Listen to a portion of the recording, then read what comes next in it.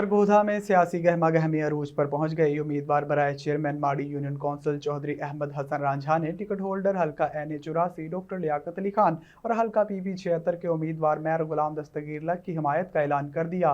रांझा बरादरी की जानिब से टिकट होल्डर हल्का NA84 डॉक्टर लियाकत अली खान और हल्का PP76 के उम्मीदवार मेयर गुलाम दस्तगीर लक की हिमायत का ऐलान करते हुए शानदार जलसा मुनक्किद किया गया, जिसमें शहरियों की कसीर तादाद ने शिरकत की।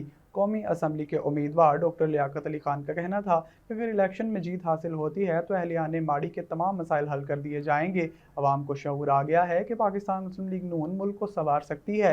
महंगाई और बेरोजगारी की शरह में कई गुना इजाफा हो गया है। तब्दीली का नारा लगाने वाली हुकूमत मुल्क का बेड़ा गर्क करके चली गई है और अवाम को सुहाने ख्वाब दिखाकर अपनी तिजोरियां भरी गईं। अहलियान माड़ी सीवरेज का निज़ाम, पीने के साफ पानी समेत दीगर मसाइल से दो चार है।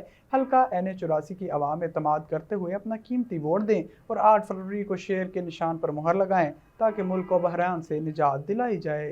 अस्सलाम वालेकुम जनाब। इलेक्शन 2024 जैसा कि आपको पता है, कुछ साजिशी अनासिर ये बात फैलाना चाह रहे थे कि इलेक्शन नहीं हो रहा है, इलेक्शन अल्लाह ताला के हुक्म से हो रहे हैं और पाकिस्तान मुस्लिम लीग नून भारी अक्सरियत से पाकिस्तान से कामयाब हो रही है।